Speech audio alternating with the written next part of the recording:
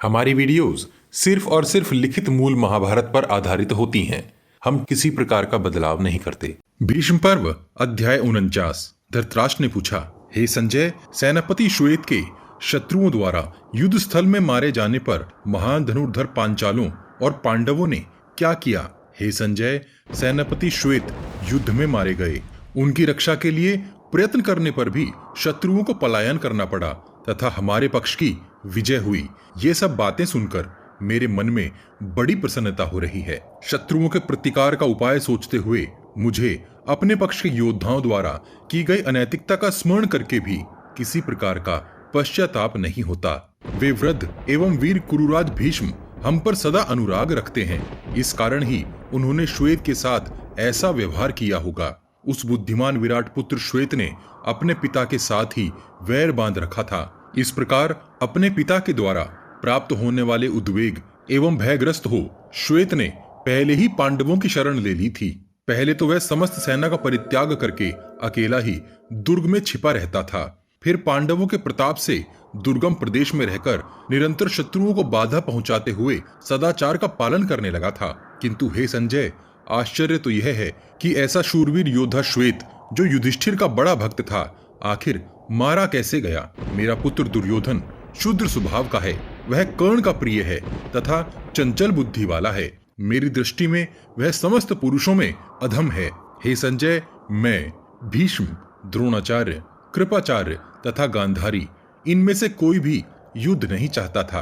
वृष्णिवंशी वासुदेव, पांडुपुत्र धर्मराज युधिष्ठिर, भीमसेन, अर्जुन तथा पुरुष रत्न नकुल सहदेव भी युद्ध नहीं चाहते थे।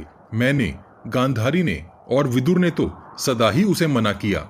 जमदग्नि पुत्र परशुराम ने तथा महात्मा व्यास जी ने भी उसे युद्ध से रोकने का प्रयत्न किया है। तथापि कर्ण, शकुनी तथा दुशासन के मत में आकर पापी दुर्योधन सदा युद्ध का ही निश्चय रखता आया था। उसने पांडवों को कभी कुछ नहीं समझा। हे संजय, मेरा तो विश्वास है कि दुर्योधन को घोर संकट प्राप्त होने वाला है। श्वेत के मारे जाने और भीष्म की विजय होने से अत्यंत क्रोध में भरे श्री कृष्ण सहित अर्जुन ने उस युद्ध स्थल में क्या किया? अर्जुन से मुझे अधिक भय बना रहता है और वह भय कभी शांत नहीं होता, क्योंकि कुंती पुत्र अर्जुन शूरवीर तथा शीघ्रता पूर्वक अस्त्र संचालन करने वाला है। मैं समझता हूँ कि वह अपने बाणों द्वारा शत्रुओं के शरीरों को मथ डालेगा। इंद्र कुमार अर्जुन भगवान विष्णु के समान पराक्रमी और प्रभु महेंद्र के समान बलवान है। उसका क्रोध और संकल्प कभी व्यर्थ नहीं होता। उसे देखकर उस समय तुम लोगों के मन में क्या विचार उठा था? अर्जुन देवज्ञ, शौर्य संपन्न, अग्नि और सूर्य के समान तेजस्वी, इंद्रास्त्र का ज्ञाता, अमेय आत्मबल से संपन्न, वेग पूर्वक आक्रमण करने वाला और बड़े बड़े संग्रामों में विजय पाने वाला है। वह ऐसे ऐसे अस्त्रों का प्रयोग करता है जिसका हल्का सा स्पर्श भी वज्र के समान कठोर जान पड़ता है। महारथी अर्जुन अपने हाथ में सदा तलवार खींचे ही रहता है और उसका प्रहार करके विकट गर्जना करता है। हे संजय, द्रुपद के परम बुद्धिमान पुत्र धृष्टद्युम्न ने श्वेत के युद्ध में मारे जाने पर क्या किया? पहले भी कौरवों तथा पांडवों का अपराध हुआ था। उससे तथा अपने सेनापति वध से महामना पांडवों के हृदय में आग सी लग गई होगी, यह मेरा विश्वास है। दुर्योधन के कारण पांडवों के मन में जो क्रोध है, उसका चिंतन करके मुझे न तो दिन में शांति मिलती है और न रात्रि में ही। हे संजय, वह महायुद्ध आगे किस प्रकार हुआ, यह सब मुझे बताओ। संजय ने कहा, हे राजन, स्थिर होकर सुनिए। इस युद्ध के होने में सबसे बड़ा अन्याय आपका ही है। इसका सारा दोष आपको दुर्योधन के माथे नहीं मढ़ना चाहिए। जैसे पानी की बाढ़ निकल जाने पर पुल बांधने का प्रयास किया जाए अथवा घर में आग लग जाने पर उसे बुझाने के लिए कुआं खोदने की चेष्टा की जाए, उसी प्रकार आपकी यह समझ हो गई है। हे राजन, उस भयंकर दिन के पूर्व भाव का अधिकांश व्यतीत हो जाने पर आपके और पांडवों के सैनिकों में पुनः युद्ध आरंभ हुआ था। विराट के सेनापति श्वेत को मारा गया और राजा शल्य को कृतवर्मा के साथ रथ पर बैठा हुआ देख विराट पुत्र शंख क्रोध से जल उठा, मानो अग्नि में घी की आहुति पड़ गई हो।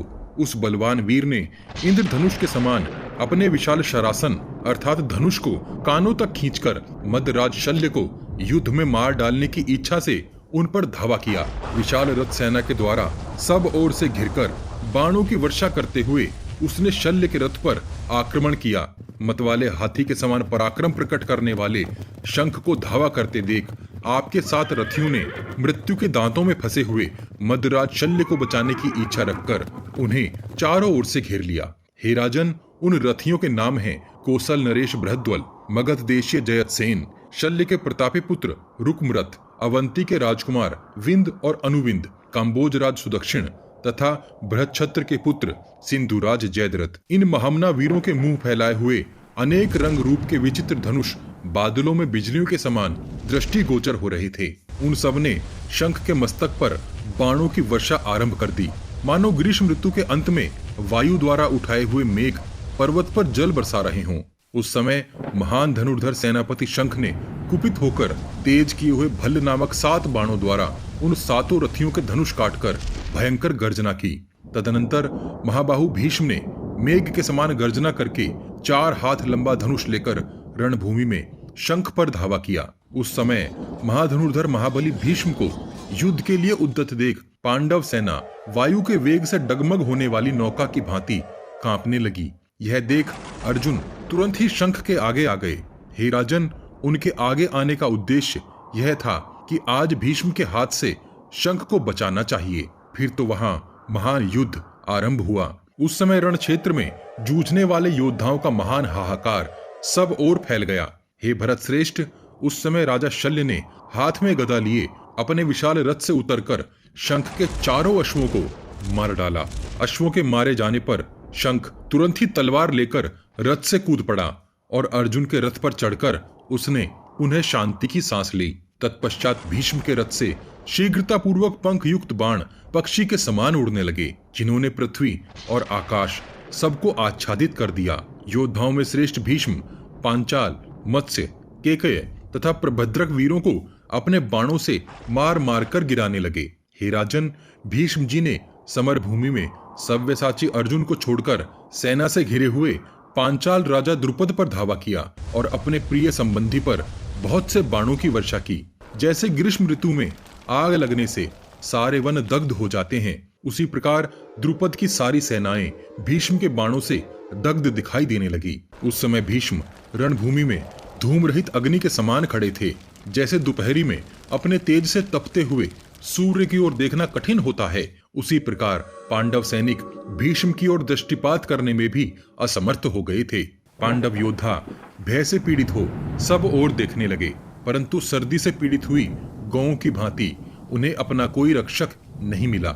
हे राजन, गंगानंदन भीष्म के बाणों से पीड़ित हुई वह युधिष्ठिर की श्वेत परिधान विभूषित सेना सिंह के द्वारा सताई हुई सफेद गाय के समान प्रतीत होने लगी। हे भारत, पांडव सेना के बहुत से सैनिक मारे गए, बहुत से भाग गए, कितने रौंद डाले गए और कितने ही उत्साह शून्य हो गए। इस प्रकार पांडव दल में बड़ा हाहाकार मच गया।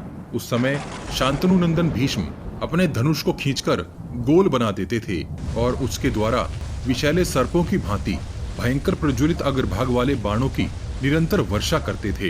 हे भारत, नियम पूर्वक व्रतों का पालन करने वाले भीष्म संपूर्ण दिशाओं में बाणों से एक रास्ता बना देते और पांडव रथियों को चुन चुनकर और उनके नाम ले लेकर मारते थे। इस प्रकार सारी सेना व्यथित हो उठी और व्यूह भंग हो गया। तभी सूर्य अस्तांचल को चले गए। उस समय अंधेरे में कुछ भी सूझ नहीं पड़ता था। हे भरत श्रेष्ठ, इधर उस महान युद्ध में भीष्म का वेग अधिकाधिक प्रचंड होता जा रहा था। यह देख कुंती के पुत्रों ने अपनी सेनाओं को युद्ध क्षेत्र से पीछे हटा लिया। भीष्म पर्व का अध्याय 49 और प्रथम दिन का युद्ध यहीं समाप्त होता है। अगले अध्याय में जानेंगे कि कुरुक्षेत्र के दूसरे दिन का युद्ध किस प्रकार प्रारंभ हुआ। इस विशाल ग्रंथ महाभारत को शीघ्रता से समेटने के लिए हम ग्राफिक्स के साथ पॉडकास्ट का सहारा भी ले रहे हैं, ताकि आप तक कुछ जल्दी से महाभारत का सही रूप पहुंचाया जा सके। आपको हमारा प्रयास कैसा लग रहा है, कृपया कमेंट बॉक्स में कमेंट करके हमें जरूर बताइए। पिछले सभी भाग आपको हमारे चैनल के पेज पर और इस वीडियो के डिस्क्रिप्शन बॉक्स में भी मिल जाएंगे। हम हर सीरीज की एक प्लेलिस्ट भी बनाते हैं। उम्मीद है आप हमारी वीडियोस अपने उन दोस्तों को शेयर जरूर करते होंगे जो महाभारत का सही रूप समझना और जानना चाहते हैं। आपके हर शेयर से हमारा मनोबल बढ़ता है। अपने प्रियजनों तक यह ज्ञान पहुंचाने के लिए वॉच गॉड चैनल को सब्सक्राइब और शेयर करना मत भूलिए। सब्सक्राइब बटन के बगल में बनी छोटी सी घंटी भी बजा दीजिए। जय श्री कृष्ण। हर हर महादेव।